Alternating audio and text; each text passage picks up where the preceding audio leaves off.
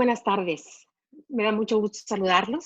Es una responsabilidad muy grata unirme con ustedes el día de hoy como parte del diálogo La educación desde el inicio de la vida. Para empezar, aplaudo el concepto porque por experiencia propia he constatado la importancia de esta etapa del desarrollo. Mis antecedentes, si me permiten compartirles, tienen que ver con que soy madre de 3 hijos, ya no están chiquitos, ya actualmente son egresados de profesional, y además del hecho de que mi desarrollo profesional ha estado fuertemente vinculado con lo académico dentro del TEC de Monterrey.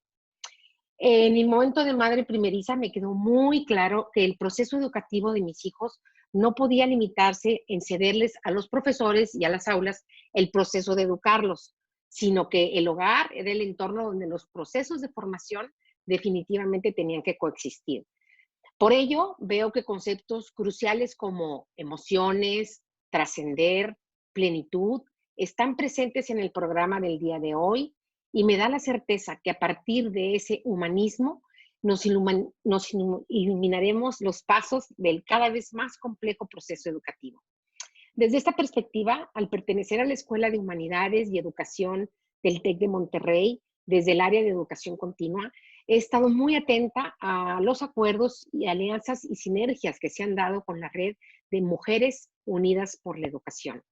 De hecho, nuestro compromiso con la educación se extiende hacia una serie de cursos que estamos impartiendo desde el TEC de Monterrey, y lo estamos impartiendo a la comunidad virtual a través del programa Formando Formadores, que seguramente muchos de ustedes forman parte de estos grupos y cuyo siguiente ciclo dará inicio el próximo 25 de mayo. Pueden ver ahora en su pantalla, los invitamos a visitarlo, a checar la liga, porque es parte de este esfuerzo que se está haciendo en pro de la educación. El nombre de este primer ciclo, Aprender en tiempos difíciles, nos dice mucho de cómo nos sentimos todos. Son etapas de incertidumbre y de regresar a acciones elementales para preservar nuestra salud. El tema de hoy, la educación desde el inicio de la vida, me parece de gran importancia, no solo porque se ha comprobado que no hay mejor inversión para el desarrollo de un país que apostar por los niños y las niñas desde el inicio de su vida, sino porque por primera vez este gobierno ha incluido la educación inicial como parte de la educación básica. Por ello, en estos momentos estamos unidas bajo ese importante común denominador.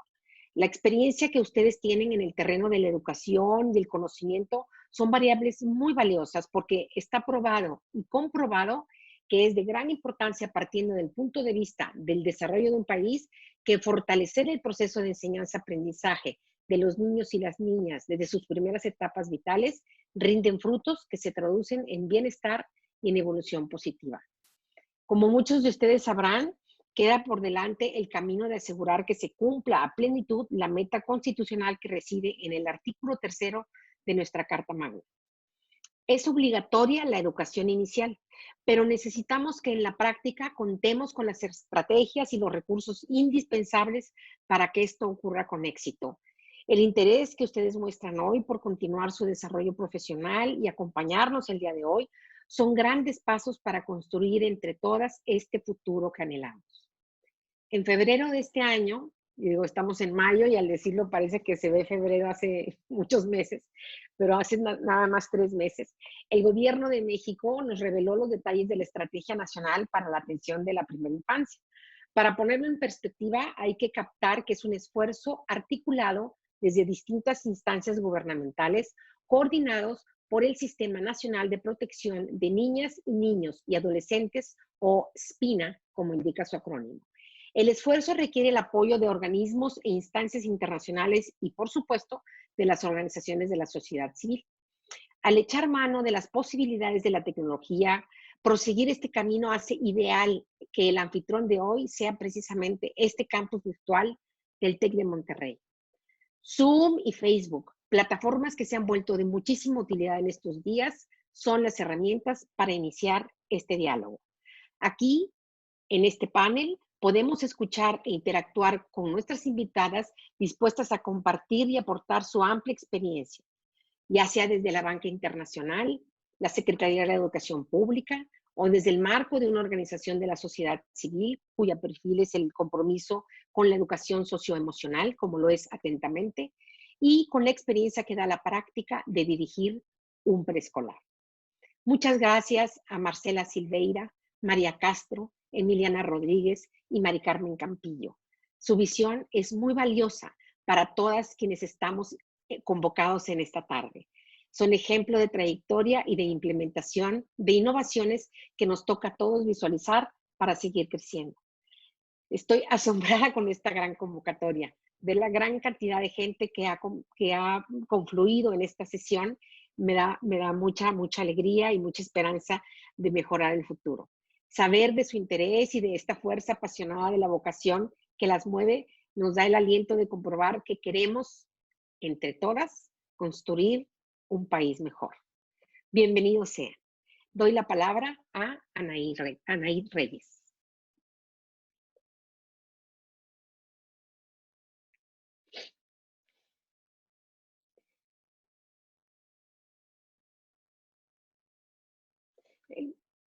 No se oye, Anaí. Anaí. Listo. Hola. ¿Listo? Hola, mi nombre es Anaid Reyes y yo le doy la bienvenida en nombre de la Red de Mujeres Unidas por la Educación. Me da mucho gusto que esta convocatoria esté reuniendo aquí vía Zoom. Perdón, Anaí, voy a interrumpirte un momentito. ¿Tienes retorno? Porque me parece que tienes abiertas 2 sesiones. Entonces hay retorno localmente. Hola, hola. A ver. Así está bien. ¿Está bien? ¿Sí? Adelante. Muchas gracias. Listo. Bueno, les doy la bienvenida en nombre de la Red Mujeres Unidas por la Educación. Nos da mucho gusto que ya tengamos ahorita más de 579 participantes vía Zoom. Me gustaría recordar, digamos, lo que es la red. Nos conformamos por 125 especialistas en el campo educativo que hemos tenido la posibilidad de elaborar desde diferentes perspectivas, desde la docencia, desde la administración pública, el emprendedurismo, desde el sector editorial y muchos más ámbitos. Esta es una red plural y el diálogo que hoy nos convoca también permite la participación y de algunas de nuestras integrantes de manera voluntaria para compartir con todos nosotros pues este tema que hoy nos convoca, que es la educación desde el inicio de la vida. Quiero aprovechar este espacio también para invitarles a que visiten nuestra página www.muxed.mx. También quisiera invitarles a que nos sigan las lecturas de nuestro blog, que cada semana se van actualizando relacionados con los temas que se presentan también aquí en los diálogos. Esta semana tenemos 3 artículos ya sobre primera infancia. También estamos inaugurando esta semana un blog en el medio Animal Político. Este blog se llama Pluma Púrpura y la intención es que cada semana seleccionemos un artículo, una participación de alguna de los miembros de nuestra red para dar también exposición a algunas de las ideas que nos van convocando en este ámbito educativo. Quisiera ahora dar paso al diálogo y les voy a presentar a quien será nuestra moderadora el día de hoy. Ella es la maestra María del Carmen Campillo. Ella es pedagoga y trabajó 28 años en la Secretaría de Educación Pública en la elaboración de programas y proyectos para la educación básica, con los que impulsó temas como la educación inclusiva, educación inicial con el programa Un Buen Comienzo y la educación socioemocional. Es un placer, Mari Carmen, que nos acompañes como moderador el día de hoy. Muchas gracias. Bienvenidos a todos. Pues el placer es mío. Realmente estoy feliz y bueno, la participación que hoy tenemos de 616 y sigue subiendo participantes me emociona mucho. Esto da muestra a la importancia del tema y pues a la buena convocatoria que se hizo para este día. Empezaré por decirles que tenemos a 3 extraordinarias mujeres y profesionistas que nos hablarán de este importante tema. Como bien dijo Ana Ceci, a partir de la obligatoriedad de la educación inicial en la Constitución como parte de la educación básica, esto se dio en mayo del 2019, surge como necesidad de ello la elaboración de una estrategia que fue la Estrategia Nacional de Atención a la Primera Infancia, coordinada por CIPINA, por el Sistema Integral de Protección de Niños y Niñas. Y bueno, esto con el propósito de materializar los derechos de los niños y las niñas en esta etapa, que es de 0 a 6, que es lo que considera UNICEF como primera infancia. Esta estrategia tiene 5 áreas claves para atender, que es que los niños tengan buena salud, nutrición adecuada, oportunidades para aprender y desde el nacimiento, protección y seguridad y atención a sus necesidades. La ENAPI se elaboró en el marco del cuidado cariñoso y sensible de la Organización Mundial de la Salud, UNICEF y Banco Mundial, y se elaboró con la participación interinstitucional de instituciones gubernamentales y no gubernamentales, con expertos nacionales e internacionales, con el ejemplo que nos había antecedido de países como Colombia con su estrategia de 0 a siempre, o Chile, que se llama Chile Crece Contigo. Ellos nos llevan pues mucha ventaja al país y es muy bueno para nosotros tener esta estrategia. Ahora lo que hace falta es darle dinero a la estrategia para su implementación, porque pues si no se queda en carta de buenos deseos, y sobre todo que pueda cubrir la atención a tantos niños, niñas y familias, en especial a los más vulnerables. Ojalá y se destine dinero y recursos de todo tipo para la implementación de esta extraordinaria estrategia. Ahora les voy a presentar a nuestras 3 invitadas participantes. Voy a presentarlas ahorita para no interrumpir después sus presentaciones. Tenemos en primer lugar a Marcela Silveira, que nos va a hablar de la primera infancia, una etapa que trasciende. Ella es licenciada en Ciencias de la Educación por la Universidad de Monterrey y estudió la maestría en Política Pública Educativa en Stanford. Desde hace 14 años ha trabajado en proyectos educativos desde el sector público y privado con la misión de mejorar las experiencias educativas de las niñas, los niños y los adolescentes. Actualmente trabaja en la práctica global de educación en el Banco Mundial, en donde colabora con los gobiernos de México, Guatemala y El Salvador para mejorar la calidad de la educación. Posteriormente, Emiliana Rodríguez nos va a hablar de las emociones de los adultos y su influencia en el desarrollo de los niños pequeños. Emiliana es socia fundadora y directora de educación de Atentamente Consultores. Estudió la maestría en Mente, Cerebro y Educación en la Universidad de Harvard y la licenciatura en Física en la Universidad Nacional Autónoma de México.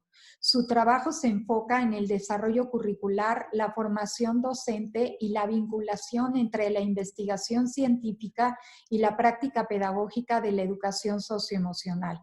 Es autora de 7 libros de educación socioemocional y conferencista internacional.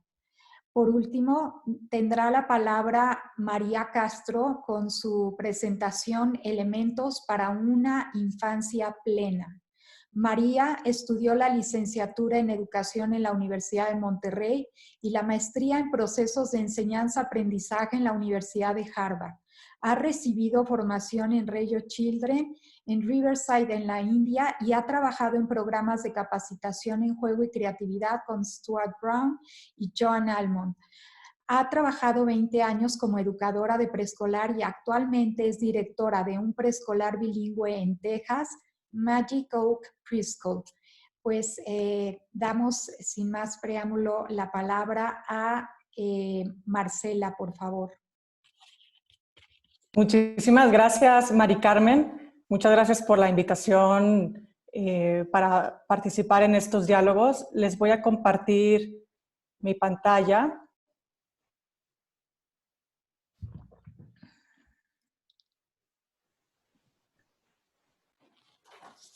Y bueno, y sobre todo para mí, pues también este tema cobró doble importancia a partir, igual de que me convertí en mamá de 2 niñas, que ahorita tienen 4 y 2 años. Y por eso para mí, pues la importancia de platicarles sobre por qué esta etapa trasciende en la vida de todos nosotros y cómo trascendió también inclusive en nuestras vidas, si se ponen a pensar y platican un poco también con sus padres. La primera infancia, pues como su nombre lo dice, incluye la primera parte, la primera mitad de la infancia, que va de los 0 a los 6 años. Y quiero que piensen en esta etapa como los cimientos de una casa. Es lo primero que se construye de un proyecto en una casa y después ya no los vemos, pero sabemos que la casa que está construida depende de la solidez y la calidad de estos cimientos.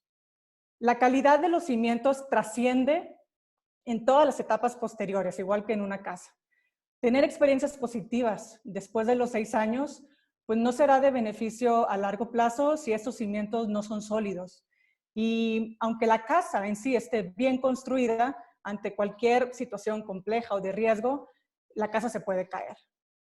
Entonces, se puede inclusive gastar o invertir en hacer las reparaciones en la casa, pero los resultados no serán los esperados, dado que pues, los cimientos no son los adecuados. Entonces, ¿por qué estos cimientos son importantes? Y ahora lo sabemos porque estos cimientos construyen sobre todo lo que será nuestro potencial en desarrollo físico, cognitivo, socioemocional, también en los resultados que tengamos en la escuela, que puede ser desde el aprovechamiento o las calificaciones, pero también en la terminación de los diferentes niveles escolares. E inclusive tiene estos efectos positivos en lo laboral, en las oportunidades de trabajo y en los salarios. Estos cimientos sabemos que son importantes, todo lo que se viva en los primeros 6 años, porque esto va a determinar el desarrollo físico del cerebro de un niño. Ahora con los avances en la neurociencia y todos los avances en los avances médicos para medir y observar el cerebro, en particular con las resonancias magnéticas, nos demuestran de la importancia de los primeros años de vida. Nos demuestran las diferencias que existen en niños, y lo pueden ver de su lado izquierdo de la comparación de las imágenes, cerebros de niños que han recibido o han cubierto todas las necesidades básicas y también de amor por parte de sus cuidadores. Y del otro lado vemos a los niños que han vivido en sus primeros 9 meses con carencias. De igual manera, hay varios estudios donde se pueden ver que las conexiones de los niños que han vivido sin carencias son mayores, son más fuertes, son más densas en comparación de los niños que han vivido con estas carencias. Entonces, desde el primer día de nacidos, la pobreza retiene el potencial, nuestro potencial y el potencial de los niños. Y no es solamente pobreza económica, sino también quiero que piensen en pobreza de cuidados sensibles y cariñosos, pobreza en nutrición, pobreza en juego o de interacciones de calidad con otras personas. Y entonces es esta pobreza la que dificulta el desarrollo biológico y a la larga tiene un impacto en el aprendizaje de los niños. En México, alrededor del 56% de los niños de 0 a 4 años viven en pobreza y pobreza extrema, medido por el Coneval. La desigualdad es muy marcada y la podemos ver. Esto es un sector de la ciudad aquí en la Ciudad de México. Tenemos casi 16 millones de estudiantes en el sistema educativo que tienen un dominio insuficiente en las pruebas Planea. Y si tomamos como referente o el potencial de cada persona, el potencial que cada uno puede tener, tanto físicamente, de la manera cognitiva, socioemocional o en la escuela, en México, de acuerdo a un estudio del Banco Mundial, los mexicanos llegan hasta un 61%. Hay una gran parte del potencial del mexicano que no se logra.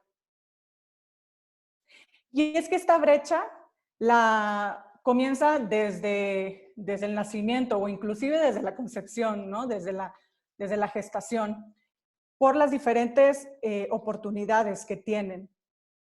Y bueno, no es tan raro escuchar, o es muy común escuchar, si nos vamos al nivel media superior, que los docentes dicen en el primer semestre de media superior, que los alumnos vienen de secundaria sin las habilidades y los conocimientos que se requieren para el nivel de media superior. Pero si nos vamos a secundaria para tratar de resolver estas deficiencias, los de secundaria nos dicen lo mismo, que vienen desde primaria sin lo básico, saber comprender, leer textos básicos y hacer operaciones numéricas básicas. Y así nos podemos ir, nos vamos a preescolar y el docente de preescolar pues dice, es que viene de la familia y se va señalando cada vez una etapa anterior. Y es que esa tendencia comienza desde un inicio, ¿no? Es esta pobreza en el aprendizaje que comienza desde el primer día de nacidos. No es que estas líneas iban juntas los primeros 6 años de vida, ¿no? El niño desarrollándose a su máximo potencial y que haya pasado algo y que esta brecha haya incrementado, ¿no? Sino que cada día o cada oportunidad perdida desde el día 1 de nacidos va marcando la tendencia y la brecha. Ahora, se podrá invertir después en ir cerrando esta brecha, pero claramente pues toma tiempo, toma recursos y en algunos casos, si se atiende ya de manera tarde, es casi imposible cerrar esta brecha. Entonces, cada oportunidad perdida la ensancha. Por eso, de la importancia de que los primeros, que se atienda desde la primera infancia el desarrollo integral de los niños, sobre todo de los primeros 3 años de vida, que la evidencia dice que de los primeros 6, lo más importante son los primeros 3 años por la cuestión del desarrollo del cerebro y también porque es la base de las conexiones neurológicas que van a ayudarle al niño de 3 años a continuar con su aprendizaje. Entonces, lo que hemos hecho en el banco es hacer una sistematización de toda la información que existe de evaluaciones de impacto sobre programas que están dirigidos a la primera infancia, de niños de 0 a 6 años, e inclusive también de madres gestantes.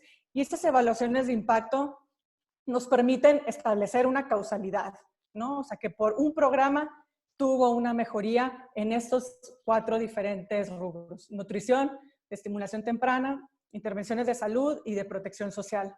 Y hemos visto que el impacto no solamente se ve en los niños a corto plazo, ¿no? En ese año que se midió o 1 año o 2 años después, sino los impactos van más allá, van a mediano plazo.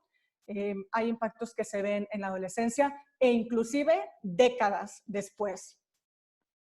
Y estos impactos, como los muestro en esta infografía, se han medido en el desarrollo físico, socioemocional, cognitivo, en resultados escolares, desarrollo del lenguaje y empleos y salarios. Y se ve en particular que las intervenciones que se enfocan en estimulación temprana son las que logran tener mucho mayor impacto a largo plazo. Pero, sobre todo, es la combinación de las diferentes intervenciones la que hacen que el efecto sea significativo, quiere decir que es fuerte y que se mantiene en el tiempo. Entonces, Esas inversiones sabemos que se demuestra que son altamente costo efectivas, ¿no? El programa más evaluado de educación inicial en el mundo es un programa en Jamaica de visitas a domiciliarias, y en particular a mí me gusta mucho este ejemplo porque son intervenciones que van dirigidas hacia los padres de familia. Y el padre de familia tiene 1, 2, 3 hijos, dependiendo en el país en el que estén, el promedio de hijos, pero luego estos padres se convierten en abuelos. Entonces, ese tipo de intervenciones son las más costo efectivas, en donde se le enseña y se le apoya al padre de familia cómo jugar, qué objetos enseñarle, en qué momento de la vida. Entonces, en particular, ese tipo de intervenciones son las que han tenido mayor efecto. También tienen efectos que van más allá de los beneficios directos en los niños. Vemos el efecto en los niños, en su desarrollo cognitivo, socioemocional, pero también vemos otros efectos. Por ejemplo, en la salud materna, también en la participación laboral de la mujer, cosa que es muy importante. Inclusive en participación de programas de asistencia también se disminuye. Ayudan a reducir la desigualdad. Si los programas están enfocados en esas poblaciones que viven en pobreza o en vulnerabilidad, podemos ayudar a que esta brecha que les mostraba sea mucho menor y en algunos casos no exista esta brecha. Y por lo mismo ayuda a romper el ciclo de pobreza. Dotarle de los insumos a un niño para que cuando esté en la escuela pueda aprender mejor, esto va a hacer que a la larga pues tenga mejores oportunidades, dado que el aprendizaje en el nivel básico predice también si va a terminar la educación obligatoria o los siguientes niveles escolares, y también en el retorno laboral.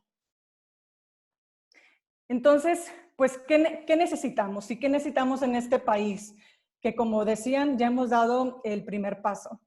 Necesitamos invertir de manera temprana, y entre más antes, mucho mejor, con intervenciones de calidad y que sean sostenidas durante la primera infancia. Y hay cinco maneras de hacerlo, y las 5 se conjugan, ¿no? No es que se seleccione o que una tenga mayor importancia que la otra. Lo primero es tener un liderazgo claro, y es un liderazgo en donde hay un mensaje claro en todos los niveles de la importancia de la primera infancia para el desarrollo de los niños, pero inclusive para el desarrollo del país. Marce, te quedan 2 minutos. Gracias. Gracias. También una mayor inversión económica. Sí, para incrementar puntos de contacto, pero sobre todo para incrementar la calidad de los programas o de los servicios en primera infancia.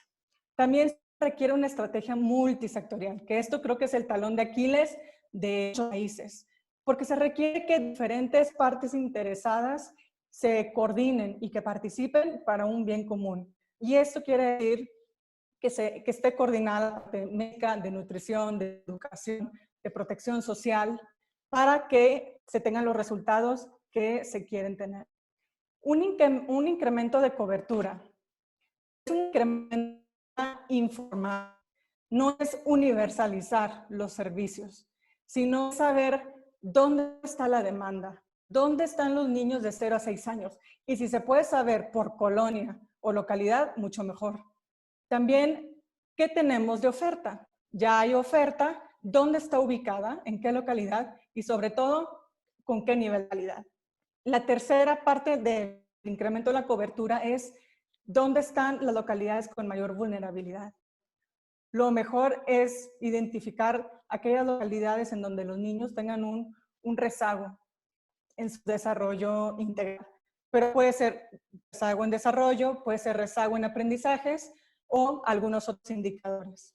Y la cuarta es la factibilidad, ¿no? Servicios de educación inicial o durante la primera infancia se ofertan de diferentes modalidades y entonces hay que ver qué modalidad es la más factible para la localidad. Y por último, es focalizar las intervenciones. Hay intervenciones que son generales y universales, pero hay intervenciones que pueden y deben estar focalizadas y otras que son especializadas para ciertos niños que requieren de una intervención médica o una intervención terapéutica muy más específica. Con esto cierro diciendo que la primera infancia trasciende, para bien o para mal. Entonces, no dejemos que los cimientos que nos toca construir hoy se queden débiles y que la casa se nos caiga. Muchas gracias.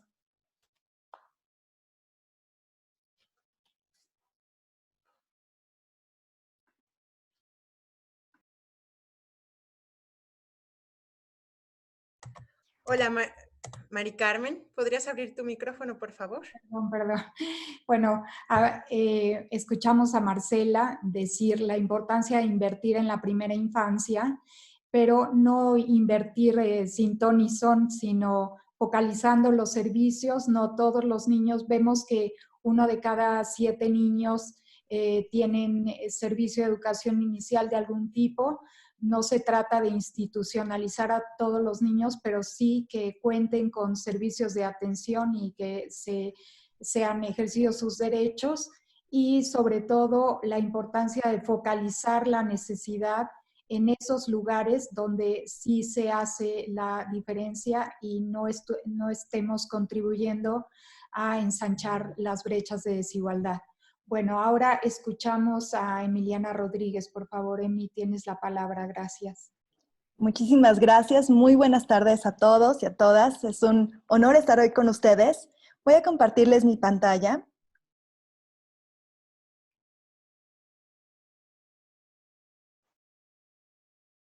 Muy bien. El tema que voy a abordar es sobre las emociones de los adultos y su influencia en las emociones de los niños pequeños. Entonces, primero quisiera preguntarles, ¿qué están sintiendo? ¿Qué han sentido estos últimos días? Como sabemos, estamos atravesando pues una crisis bastante difícil. Entonces, ¿qué son las emociones y qué efectos causan en ustedes? Todos sentimos emociones, ¿verdad? Hemos sentido angustia, miedo, también seguramente alegría, esperanza, pero cuando venimos o tratamos de definir qué son las emociones, a veces no es tan sencillo. Y me gustaría empezar por esto, por empezar a definir y entender un poco mejor qué son las emociones, cuáles son sus efectos en nosotros y por qué son tan importantes y cómo afectan a los niños pequeños.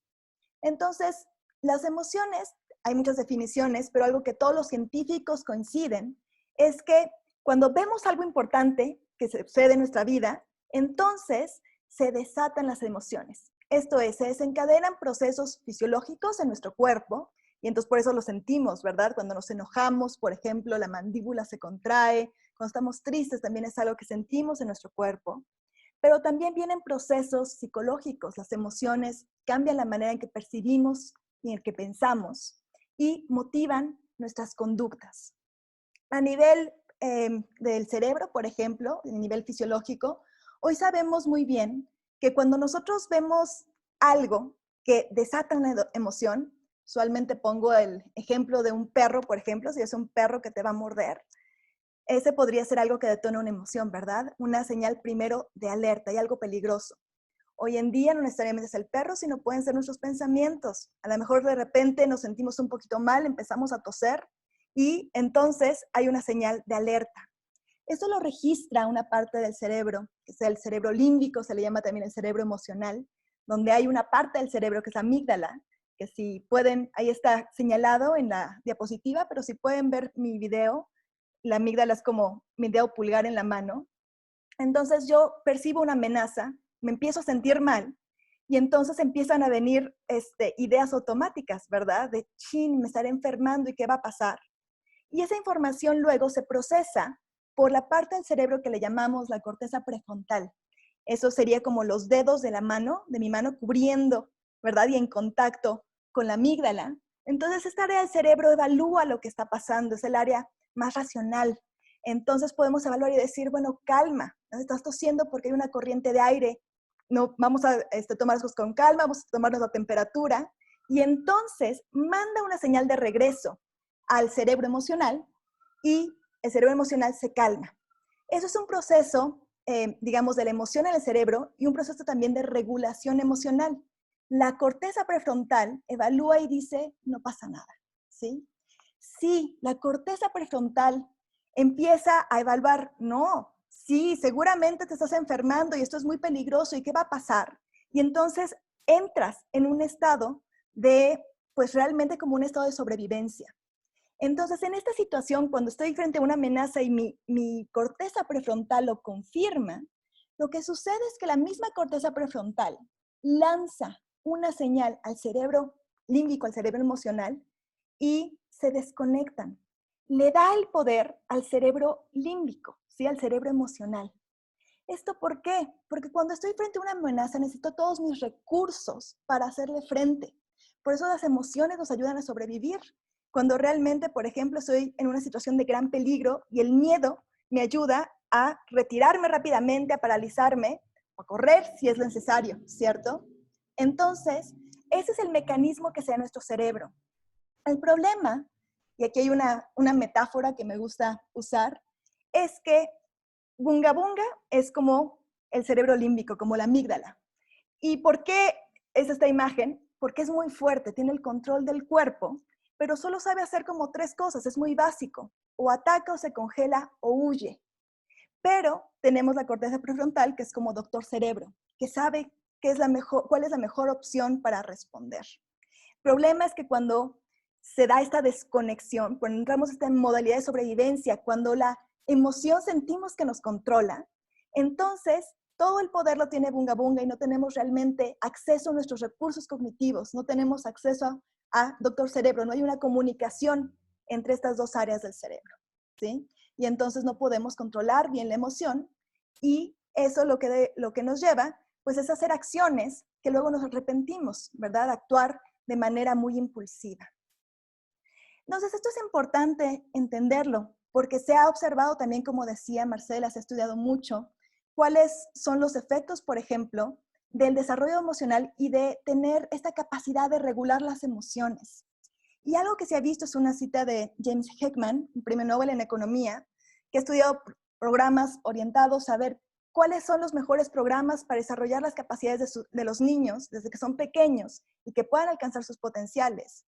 Y él decía, los más efectivos son los que promueven el autocontrol, la capacidad de regular las emociones, la orientación a un propósito, la no dispersión y la sociabilidad. O sea, habilidades que les llamamos socioemocionales. Hoy sabemos que estas habilidades son importantísimas para el aprendizaje, para el bienestar, para la salud, y que estas empiezan a desarrollarse de manera muy crucial. Los cimientos de todas estas habilidades se desarrollan justamente en la primera infancia. Y algo que es muy importante entender es que cuando los niños son pequeños, cuando nacen y los primeros años de desarrollo, el cerebro y estos sistemas, ¿verdad? Que les decía el del sistema límbico y luego la corteza prefrontal, están en pleno desarrollo. Sabemos que cada minuto se están formando millones de conexiones entre las células del cerebro que se llaman las neuronas. Y cuando los niños son pequeños, por ejemplo, toda esa parte de la corteza prefrontal que nos ayuda a tomar perspectiva, a autorregularnos, toda esa parte apenas está en formación. De hecho, la corteza prefrontal es de las áreas del cerebro que más tiempo tarda en desarrollarse. De hecho, se termina de desarrollar o madura completamente hasta después de los 20 años. Entonces, en esta etapa de vida, el cerebro está formando esos cimientos. Y, por ejemplo, los niños de que son muy pequeños tienen ya un sistema, por supuesto, emocional, pero es muy básico. Entonces, cuando los niños perciben una amenaza, así como los adultos, la parte del cerebro emocional reacciona, se dan un montón de señales. Los niños, por ejemplo, lloran, pero ellos todavía no tienen todas las conexiones cerebrales que les permite establecer esta comunicación con la corteza prefrontal para autorregularse y autocalmarse y decirse a sí mismos, tranquilo, no pasa nada. Ese sistema apenas está en pleno desarrollo. Entonces, ¿cómo se desarrolla sanamente? Pues básicamente con la ayuda y la interacción de los adultos. los adultos, de alguna manera, les prestamos a los niños pequeños nuestra corteza prefrontal, porque nosotros sí podemos tomar perspectiva, ¿verdad? Y cuando los podemos calmar amorosamente, en esa interacción es que propiciamos el sano desarrollo de esos mecanismos en los niños pequeños. Entonces, por eso es tan importante nuestra propia capacidad de regular las emociones, porque si los niños perciben una situación de estrés, de miedo, etcétera, y nosotros estamos enganchados también en esa situación, pues reafirmamos el mensaje, hay peligro. Y lo que sucede es que cuando los niños están expuestos por un tiempo prolongado, sin un adulto que les pueda dar contención a situaciones de estrés, ¿sí? Se vuelve entonces estrés tóxico. Y sabemos que eso afecta gravemente el desarrollo del cerebro y, bueno, el desarrollo en general integral de los niños pequeños. Entonces, por eso es tan crucial que nosotros como adultos conozcamos también nuestras emociones y podamos regularlas, porque los niños, a través de su interacción con nosotros, de los vínculos amorosos que nosotros establecemos con ellos, es que fomentamos ese desarrollo sano de esos sistemas que le van a permitir desarrollar todas esas habilidades que son la base de otras habilidades cognitivas, del aprendizaje, etcétera, etcétera. Entonces ahora, pues, ¿cómo lo hacemos, verdad? Porque cuando estamos en situaciones, en general en la vida cotidiana, ya es difícil a veces el poder regularnos, y es un reto ser agentes educativos, es un reto ser padres y madres, pero ahora con esta situación todavía más. Entonces les quiero compartir un modelo muy sencillo que también viene de la neurociencia, que le llamamos los ABCDs del bienestar emocional. Los ABCDs tienen que ver con que para aprender a regular mis emociones y establecer estos vínculos amorosos, es muy importante trabajar con nuestra atención. La A de los ABCDs es de atención. Es muy importante poder tener una mente que está presente en lo que sucede, que puede estar calma y a la vez clara. La B es de bondad, que tiene que ver también con que cuando estamos, por ejemplo, controlados por las emociones, a veces estamos muy preocupados en yo, lo mío, mis necesidades, estamos muy centrados en nosotros, y la B justamente lo que nos ayuda es cultivar bondad, poder considerar a los demás, poder cultivar el aprecio, la gratitud, la empatía, la compasión. La C tiene que ver con tener una mente clara, que podamos darnos cuenta, por ejemplo, cuando tenemos estos pensamientos catastróficos que están alimentando emociones que no nos ayudan en un momento dado, cuando tenemos sesgos, exageraciones. Esto se puede contrarrestar con una mente clara, curiosa, que puede darse cuenta de estos sesgos y ampliar su perspectiva. Y la D es nuestro sentido de dirección. Recordar, muy importante recordar qué es lo realmente importante en cada momento. Y en estos momentos recordar como algo importantísimo, pues es básicamente el bienestar, ¿verdad? Ese es el fin máximo de la educación, es algo que todos los seres humanos compartimos. Queremos estar bien y tener esto en mente también nos ayuda a priorizar las cosas. Me gustaría compartirles una estrategia muy sencilla para cultivar la A de atención. Van a ser 2 minutitos. Entonces, esta técnica ya ha sido muy estudiada y básicamente la podemos practicar en este momento y en cualquier momento, en la mañana, en la noche, cuando lo necesitemos. Y consiste en que en vez de dejarnos llevar, ¿verdad? Que la atención se vaya a todos nuestros pensamientos, distracciones que tenemos, poder practicar un momento de una atención enfocada y que descansa en algo muy sencillo, que son las sensaciones de la respiración. Todo el tiempo estamos respirando, pero en esta técnica vamos a usar ese superpoder que tenemos de la atención para por un momentito soltar todas las distracciones, todos los pensamientos compulsivos que vienen a nuestra mente y dirigir la atención, permitirla que descanse en las sensaciones físicas de la respiración. Por ejemplo, en este momento les voy a pedir que se sienten, si se pueden, sentar con la espalda erguida, o si están acostadas incluso, pero que la espalda esté erguida y tratar de que su cuerpo esté relajado. Y por un momentito simplemente notar las sensaciones quizá de temperatura, de movimiento, la entrada y la salida del aire, a lo mejor en la nariz o en el abdomen, donde ustedes lo sientan con mayor claridad. Entonces, el paso 1 es esa postura, espalda erguida, resto del cuerpo relajado. Los ojos, si quieren cerrarlos, pueden cerrarlos un momentito, suavemente, o si prefieren, pueden dejarlos abiertos. Segundo paso es darnos 3 respiraciones para por un momentito relajar el cuerpo y la mente. Entonces las invito a que lo hagamos juntas. Inhalar profundamente y al exhalar soltamos por un momento la tensión de los hombros, del rostro. Inhalamos profundamente y al exhalar por un momentito también le damos espacio a la mente. Nos permitimos soltar preocupaciones, pendientes. Inhalamos profundamente y al exhalar simplemente descansamos.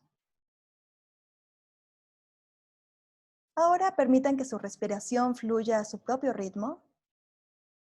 No necesitan forzarla ni nada.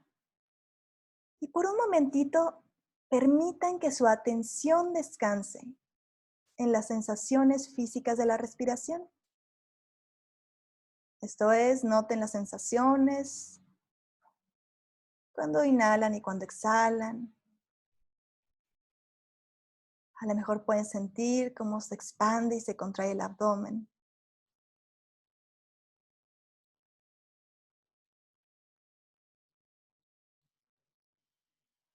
Y lo natural que va a suceder es que nos vamos a distraer.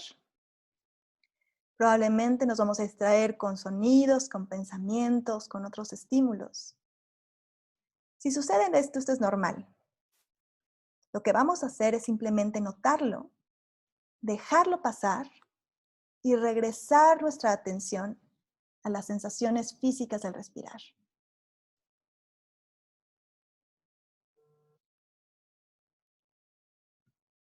No se trata de poner la mente en blanco. Se trata de simplemente notar mis pensamientos, pero en vez de engancharme, dejarlos pasar y regresar a la respiración.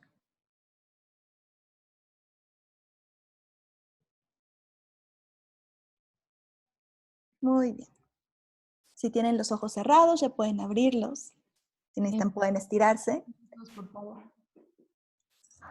Y vamos a, simplemente cerrando, quería compartir que esta técnica ha sido estudiada científicamente. Sabemos que es una técnica muy importante para regular las emociones. No funciona como una aspirina, tenemos que practicarla. Aquí hay algunos de los efectos que tienen el desarrollo de habilidades cognitivas, etc. Y por supuesto, en nuestro bienestar.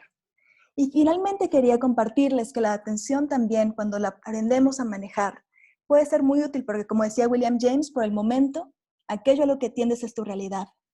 Si en un momento de crisis atendemos a todo lo que no tenemos y a lo que es difícil, esa es nuestra realidad.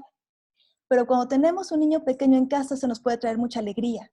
Si nos concentramos en las oportunidades que nos trae la convivencia, entonces esa es nuestra realidad y también promueve el bienestar de los niños, niñas y de nosotros. La última imagen es de John Salk, que fue el creador de la vacuna de la polio, que salvó muchísimas vidas en su momento, y 25 años después de que inventó la vacuna, le hicieron un homenaje y cuentan que alguien le preguntó ¿qué estaría haciendo? ¿En qué trabajaría si fuera todavía un joven científico? Y Salk dijo, todavía me dedicaría a la inmunización, pero en el aspecto psicológico, en lugar del biológico. Y la gran noticia es que hoy tenemos herramientas, ¿verdad?, protectoras que nos inmunizan de alguna manera contra el caos y que nos pueden promover nuestra salud mental. Y estas son las habilidades socioemocionales y en particular este sencillo modelo del ABCD. Muchísimas gracias. Gracias, Emiliana. Pues como vemos la importancia de la autorregulación y pues en este momento de la vida de los niños menores, pues la mamá es como un Bluetooth, ¿no? Que van y vienen las señales entre uno y otro, y en la medida que la madre cultive bienestar y gestione sus emociones para los niños pequeños sobre todo, será mejor este tiempo. Ahora le doy la palabra a María Castro. María, por favor, te escuchamos. Buenas tardes. Me llena de alegría estar en este foro, ya que yo también considero que responder a las necesidades de los más pequeños es esencial para cualquier país. Diseñar espacios apropiados para la infancia es algo que debemos tomar muy en serio, pues los frutos que se darán tendrán efecto en diferentes aspectos de nuestra sociedad, desde el bienestar hasta lo económico, lo productivo. Lo que voy a compartir yo va en sintonía con lo que compartieron mis compañeras Mari Carmen, Marcela, Emiliana. Disfruté muchísimo sus aportaciones, me quedé con muchas preguntas para Marcela y disfruté hacer mucho los ejercicios de respiración que nos propuso Emiliana. Lo que compartiré son los aprendizajes de muchos años atendiendo a padres de familia, a maestros de preescolar y por supuesto a niños. Mi perspectiva es la perspectiva de una maestra. ¿Qué elementos hacen una infancia plena? Ese es el título de mi aportación. Para presentar la información lo he querido hacer de una manera muy sencilla. Solo voy a hablar de 3 elementos que son básicos para tener una infancia plena. El primer elemento, como ya se ha venido hablando en este foro, es los niños son plenos cuando tienen vínculos seguros con adultos que están trabajando en su propio crecimiento. Esta oración tiene implicaciones muy profundas. Frecuentemente escuchamos que los niños necesitan saberse amados incondicionalmente. Desde luego, yo coincido con esta afirmación. Pero, ¿qué significa para un niño? ¿Cómo un niño se sabe amado? Se sabe amado un niño cuando se le toma en cuenta, cuando es escuchado, cuando sus necesidades básicas y las no tan básicas están atendidas, cuando le dedicamos nuestro tiempo, cuando conversamos con ellos, cuando somos afectivos, cuando tenemos detalles significativos, por ejemplo, cuando les decimos, sé que este libro te encantaría, lo traje de la biblioteca especialmente para ti porque estás muy interesado en este tema. Los niños también se saben amados cuando tenemos la dulce firmeza con ellos. Cuando, por ejemplo, les decimos, te pido que termines de limpiar tu cuarto antes de salir al jardín. O si les decimos, el tiempo de internet en esta casa se termina en 10 minutos. En 10 minutos voy a desconectar la red. O cuando decimos, estamos en esta tienda solo para comprar alimentos. No vamos a comprar ningún juguete. El último ejemplo que les comparto es cuando les explicamos cuestiones como, me gusta mucho jugar contigo, pero ahorita tengo una junta. Terminando mi conferencia, armamos el rompecabezas. Como maestros y como padres, podemos desarrollar estos vínculos seguros. El niño se beneficia de saberse amado y de poder confiar en sus adultos principales, en sus adultos importantes. El niño tiene que saber que puede confiar en nosotros, que somos personas que estamos aquí para ellos. Voy a repetir el elemento 1, porque la segunda parte de la oración me parece también muy importante. Repito el elemento 1. Los niños son plenos cuando se saben amados, cuando tienen vínculos seguros con adultos que están trabajando en su propio crecimiento. Hablemos de adultos que trabajan en su propio crecimiento. Los niños necesitan modelos, necesitan inspiración, se benefician de tener ejemplos de vida a la mano. Por eso, el reflector debería estar en el niño, pero también en el adulto. Por eso me encantó la parte en la que Emiliana nos platicaba de cómo nosotros los adultos, como si les prestáramos parte de nuestro cerebro a los niños. Los niños están interpretando la realidad a través de cómo nos ven a nosotros. Ahorita, sobre todo en este momento que estamos viviendo una crisis mundial, los niños nos voltean a ver a nosotros, sus adultos importantes, y según cómo nos vean, determinan qué tan seguros se deben sentir. Si nos ven en paz, ellos sabrán interpretar que pueden estar en paz. Para ser adultos plenos, tenemos que seguir cuidándonos, tenemos que seguir nutriéndonos, tenemos que seguir alimentándonos y seguir creciendo. Termino el elemento 1 diciendo, los niños aprenden por imitación. Los niños nos están observando. Seamos fuente de inspiración para ellos y Hagamos lo que nos toca por promover esos vínculos seguros. Me voy al elemento número 2. El elemento número 2 es, el niño es pleno cuando proveemos rutinas predecibles, fomentamos hábitos sanos y lineamientos claros. Cuando me toca observar salones de clases en los que veo menos conflictos, son en los que las rutinas son claras, en los que los lineamientos han sido explicados, entendidos y apropiados por los niños. Lo mismo observo en las dinámicas familiares. Cuando el niño tiene un horario de sueño consistente, una alimentación nutritiva, cuando el niño sabe lo que es válido y lo que no es válido en su entorno, facilitamos la infancia plena.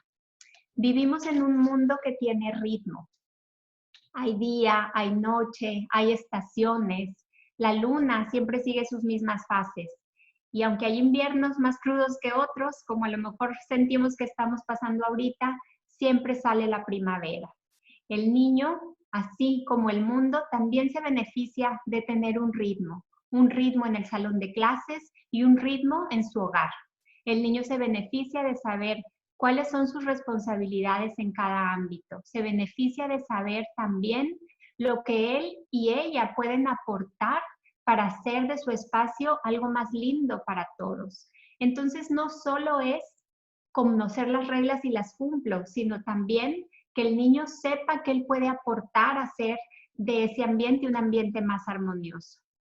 Por ejemplo, en el salón de clases, por ejemplo, si en su hogar el niño sabe, en mi casa yo soy quien le da comida al perrito, en mi casa yo soy el responsable de sacar la basura, o en mi salón de clases yo soy quien apaga la luz cuando no la vamos a usar, o en mi salón de clases yo soy quien se asegura que la planta tenga siempre agua. Resumo el elemento 2 diciendo, los niños necesitan rutinas y límites claros. Y dentro de estas rutinas es bueno que ellos sean protagonistas activos y no solamente recipientes de reglas. Me llevo 2 elementos, me falta solamente el último.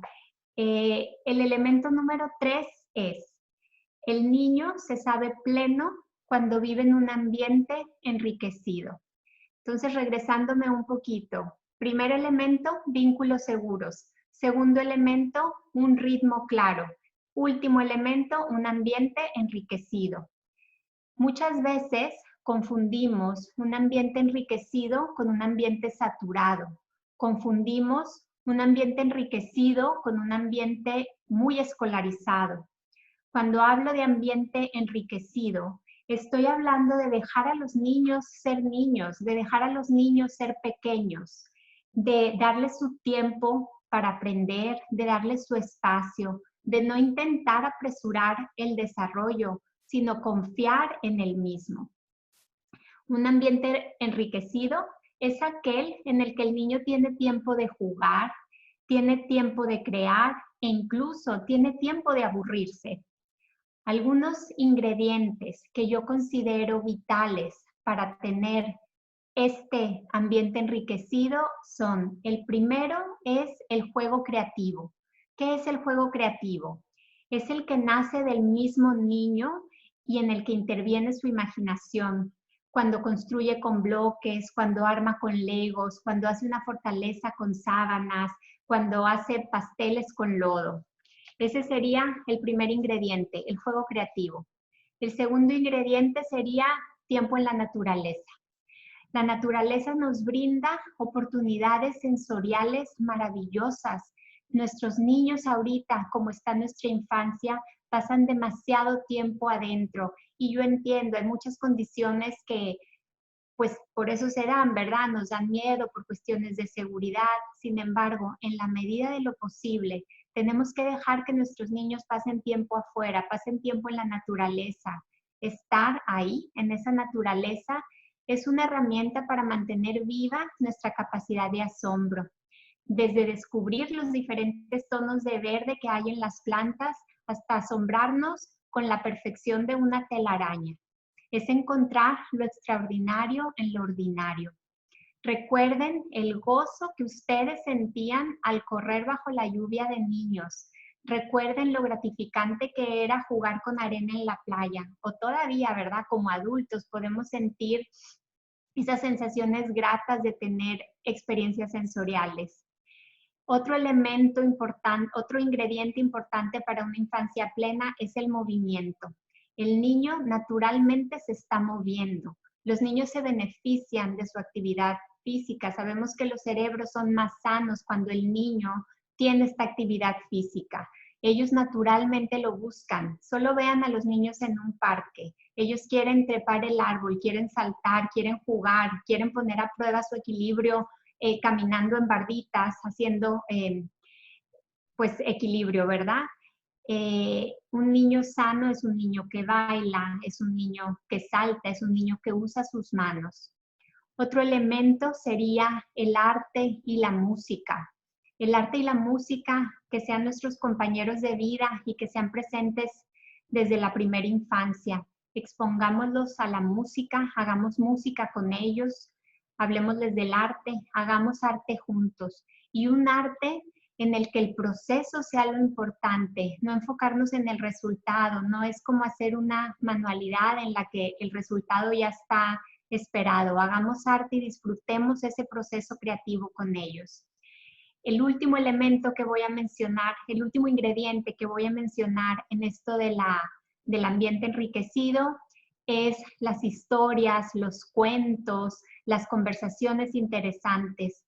La adquisición y el enriquecimiento del lenguaje es uno de los procesos más maravillosos que podemos observar en la primera infancia. Los niños se benefician de que les leamos cuentos, de que narremos historias, de hacerlos partícipes en conversaciones interesantes. Hay quien dice que el factor más importante del éxito escolar es qué tantos cuentos leemos con los niños. Y no se trata, no estoy hablando que en la primera infancia sea importante decodificar sonidos o enseñarles letras. Se trata de enamorarlos de esa palabra escrita, se trata de enamorarlos del lenguaje, contémosles historias de lo que nosotros vivíamos cuando éramos niños, de nuestros abuelos, historias interesantes. Contémosles de qué se trata el libro que nosotros estamos leyendo. Sé que me queda poco tiempo. Gracias. Tengo que empezar a terminar. Una infancia plena es aquella en la que aprendemos con elementos significativos, contando los limones que compramos en el supermercado, sembrando un huerto en nuestra casa o incluso cocinando juntos. Termino mi participación con esta frase: tu infancia te acompaña siempre. Coincido totalmente con el ejemplo que nos dio Marcela de que estos primeros años son los cimientos. Aunque no vayamos a verlos después, siempre van a estar y sobre ellos es sobre lo que vamos a construir nuestra vida. Entonces, nuestras infancias te acompañan siempre. Valoremos las experiencias de los primeros años. Permitamos a nuestros niños tener una infancia plena, con vínculos seguros, ritmos predecibles y un ambiente enriquecido. Muchas gracias. Muchísimas gracias, María. Qué importante esto que nos cuentas de los vínculos, los ritmos y el ambiente enriquecido, que como tú dices, no quiere decir un ambiente saturado, que luego es lo que se cree tanto en los hogares como en los preescolares. Muchísimas gracias. Bueno, pues ahora daremos entrada a las preguntas y respuestas por su parte. Y pues nos hacen una pregunta para Marcela. ¿Qué recomendación harías para una buena implementación de la ENAPI, Marcela? De la Estrategia Nacional. Pues lo más importante de la ENAPI es que se haga visible en los municipios, en las localidades. Entonces, lo principal sería pues tener este contacto a nivel municipal, ¿no?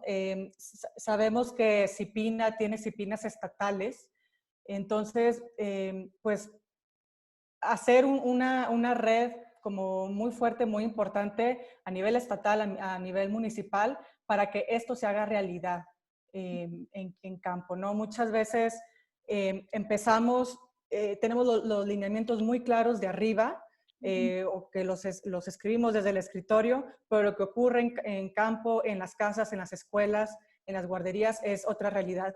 Y esa realidad la conocen pues los alcaldes, ¿no? O lo conocen en mayor medida los alcaldes, entonces es con ellos con los que nos debemos de apoyar. Y también creo yo, muchas veces las autoridades federales están coordinadas, pero no las autoridades estatales y municipales, ¿no? Y eso también habrá que generar vínculo y trabajo continuo en las entidades para que son ellos quienes van a bajar realmente la estrategia. Pues para Emiliana, Emi, te preguntan, además de lo que hace el adulto, lo que puede hacer el adulto para regular emociones, ¿qué se puede hacer en el trabajo concreto con los niños para que ellos también vayan desarrollando la autorregulación? Claro. Sobre todo los 2 primeros años de vida, creo que el énfasis mayor sí es en el adulto y en su capacidad de establecer este espacio confiable, seguro, de interacción y de vínculos amorosos. Bueno, eso, digamos, a todo el tiempo, pero sobre todo los 2 primeros años, ese sería el énfasis. Y a partir de los 2 primeros años se pueden empezar a introducir ciertas estrategias para trabajar con los niños, que algo muy importante es que sean lúdicas. Entonces, por ejemplo, el ejercicio tan sencillo que hicimos nosotros de atender a la respiración es algo que se puede empezar a hacer con los niños pequeños, jugando con un muñequito o incluso un almohadón, un cojín que se puedan poner en el abdomen, y entonces pueden jugar, ¿no? Jugar y a la vez entrenarse a arrullar a este muñequito, notando las sensaciones en su cuerpo. Puedes hacerlo de muchas maneras. Puedes imaginar que hay un grillito o una mariposa saltando y lo ayudas a identificar las sensaciones en su cuerpo. Con juegos también, con cuentos, puedes ayudarles a notar, por ejemplo, la diferencia entre estar quieto y el silencio, moverse, el ruido, ¿no? Y entonces eso les ayuda muchísimo. Y algo importantísimo es ayudarles también a nombrar sus emociones. Muchas veces vemos que el pequeñito está llorando o tiene algo y le decimos, no pasa nada, ¿no? En vez de decirle no pasa nada, podemos acercarnos, reconocer qué será que está pasando, ¿no? Te sientes enojado porque ya no pudiste seguir jugando, estás triste porque se fue tu mamá, ¿no? Entonces nombras la emoción, puedes empatizar, le puedes ayudar a sentirlo en el cuerpo y entonces buscar una estrategia para regularla juntos. Muchas gracias, Emi. Y María, si nos puedes hablar un poquito más de cómo tomar en cuenta la voz de los niños y su participación en la jornada de preescolar. Hay una metodología que es pues muy conocida, el trabajo por proyectos, en donde se hacen investigaciones o proyectos como tal, en donde se toman en cuenta los intereses del niño. Como maestra me ha tocado, por ejemplo, hacer proyectos sobre Japón, estudiar de Japón, porque un alumno va regresando de Japón o el papá de alguno de ellos fue y trae material, entonces hay interés en el grupo. Es esta oportunidad que nos brindan los niños de, como nos dan una ventana para entrar a su mundo y de ahí podemos tomar proyectos, es escucharlos. Por ejemplo, una vez con un grupo de niños, y son de 4 o 5 años, niños pequeños, querían hacer un restaurante para celebrar, para que sus papás celebraran el 14 de febrero.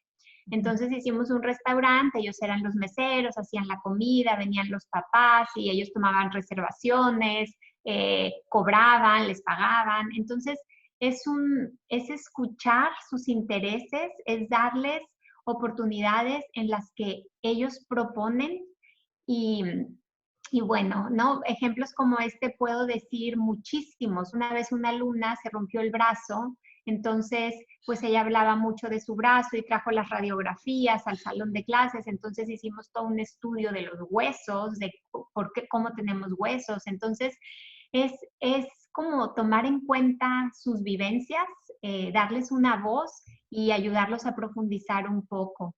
El método se llama método de aprendizaje a través de proyectos.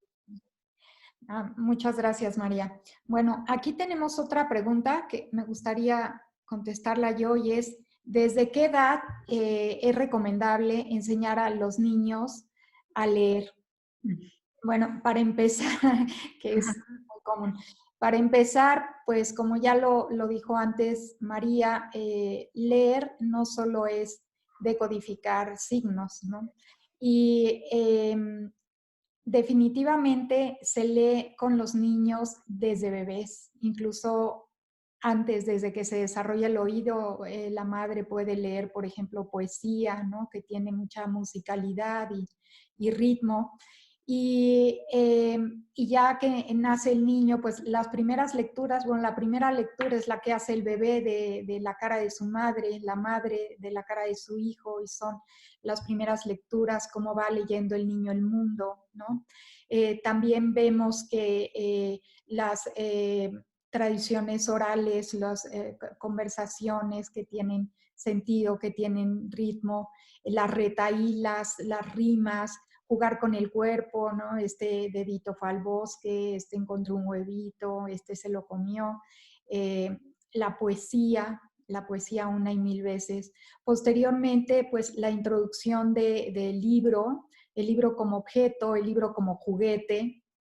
El niño lo toma, lo chupa, lo explora. Posteriormente, él en compañía de un adulto, yo siempre pienso, no se le enseña al niño a leer, se acompaña al niño a leer, ¿no? Y se introducen los libros y desde muy pequeñitos ya vemos predilección de unos libros sobre otros, empiezan a conocer también autores. El libro que trae, pues el libro trae una experiencia de gozo, una experiencia de vínculo que también nos hablaba Emi y nos hablaba María. ¿Qué más vínculo que una madre, un padre, una abuela en el regazo del niño leyendo un libro, ¿no? Y cómo esto es, también se le acerca a los niños pues la experiencia estética, ¿no? Del libro, lo que desarrolla en él la imaginación desde muy pequeñitos. También hay el mito de que solo acércale a los niños libros de colores primarios, cuando los niños pueden ver perfectamente libros en blanco y negro, ver detallitos que uno no percibe con esta percepción global que tienen ellos. Cómo desarrollan imaginación, creatividad, fantasía, cómo elaboran psiquismo al tener cuentos diferentes que les hablen de miedos o de niños que se atreven, etc. Entonces, es desde muy pequeño, desde muy pequeños y muy pequeñas, es muy conveniente leer a los niños y en su momento ellos darán lugar a la lectura convencional. Gianni Rodari nos dice, por ejemplo, que hay dos tipos de niños, los que leen por complacer a la escuela, por cumplir con una tarea, y los niños que leen para satisfacer una curiosidad o para imaginarse en otros mundos, ¿no? Ser piratas, explorar la selva, etcétera. Y eso es lo que deseamos todos. Pues muchísimas gracias a estas grandes mujeres participando hoy. Y pues doy la palabra a Ana Cecilia y a Anaí para enfilarnos hacia nuestra despedida. Tenemos 832 personas escuchándonos. Es un gusto, de verdad. Les agradecemos su tiempo y su atención y esperamos que esto dé luz y conocimiento para cuidar a nuestros niños y a nuestras niñas y hacer un mundo mejor para ellos. Muchas gracias. Gracias. No sé, Anaí, si empiezas tú o voy yo primero. Sí. Hola. Quisiera aprovechar, bueno, pues muchísimas gracias a todas por sus aportaciones, por las respuestas también. Hemos tenido en el auditorio alrededor de 1000 participantes. Hay mucho interés también por parte de maestros también del sector, del nivel primaria, sobre también cómo continuar ellos informándose, ¿no? A partir justo de la obligatoriedad de la educación inicial. Entonces, es muy interesante, o sea, cómo también se da la oportunidad en este momento de ir generando también como vínculos y comunicación entre niveles educativos, ¿no? Entonces creo que es un momento muy, muy peculiar y bueno, en tiempos de contingencia se vuelve todavía más importante. Muchísimas gracias a todas por su participación. Quisiera, aprovechando que tenemos unos minutos adicionales, quisiera preguntarles, Mari Carmen, porque quisiera aprovechar el espacio porque Mari Carmen pues también es una súper especialista en el tema. O sea, si tuvieran ustedes alguna reflexión final o algún mensaje que alguna se haya quedado todavía con muchas ganas de compartir. Si es así, háganoslo saber. Y bueno, si no lo hay, alguno adicional, quisiera compartirles que estamos llevando a cabo por parte de la Red de Mujeres en Educación una encuesta a la que me gustaría invitarles, que se llama Juntos por el Aprendizaje durante la contingencia por el COVID-19. Dentro de la red hay varias iniciativas y esta es una de ellas, entonces les estamos compartiendo vía el chat y vía también Facebook Live y la página de Facebook de Red Mujeres Unidas por la Educación. Está ahí el link, que es así Juntos por el Aprendizaje MX. Entonces ahorita les compartimos, por favor, vía chat el link, y les agradeceremos a todos los maestros de todos los niveles que nos apoyan contestando esta encuesta. Va a ser de mucha utilidad para poder conocer cuáles son las condiciones en las que los maestros, las maestras de México y las familias también están viviendo esta contingencia, y pues nosotros, miembros de la red, estaremos procesando esa información para compartir con todos ustedes. La idea es que sigamos aprendiendo juntos de todas las situaciones que se están viviendo en estos momentos. Muchas gracias. Ya está el link en Zoom y también se estará disponible vía Facebook. Y bueno, a partir de eso, les recuerdo que está la página www.muxet.mx y le daría la palabra a la licenciada Ana Cecilia. María, Emiliana, María del Carmen, Marcela, ¿algún comentario final que alguna guste hacer antes de cerrar? ¿No? Estamos, a ver, ¿sí? ¿Todo muy bien? Ok, adelante. No, solamente, perdón, porque estoy leyendo comentarios sobre dónde conseguir más información o que les gustaría comunicarse con nosotras, que sepan que en la página de MUPORED está estamos organizadas por temas y ahí están nuestros correos o la forma de comunicarse también, por si quisieran en particular comunicarse con nosotras. Así es, pues muchísimas gracias. Adelante, ahora sí, Ana Cecilia Torres, por parte del TEC de Monterrey, muchísimas gracias. Bueno, pues muchísimas gracias. Me pareció súper interesante todo lo compartido por Marcela, Emiliana, María del Carmen. Las reflexiones de este diálogo realmente nos permitieron, pues, analizar que los cimientos de la educación, del desarrollo de la primera infancia, son vitales para poder hacer que la niñez y la primera infancia realmente tengan un impacto importante ya en el adulto.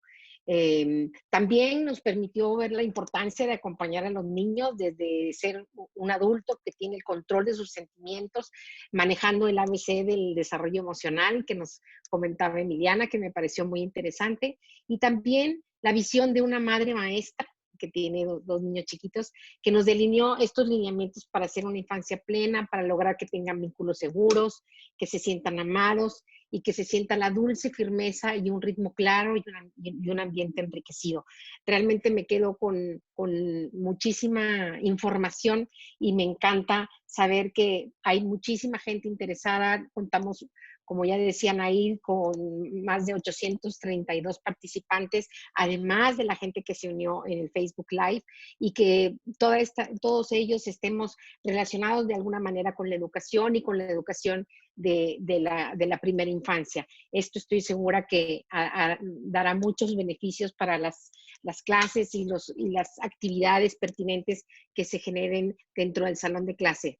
De parte del Tecnológico de Monterrey y de la Escuela de Humanidades y Educación, les doy muchísimas gracias a nuestras ponentes por esta excelente charla y los esperamos con nuevos temas para la próxima semana. Gracias y un abrazo para todos.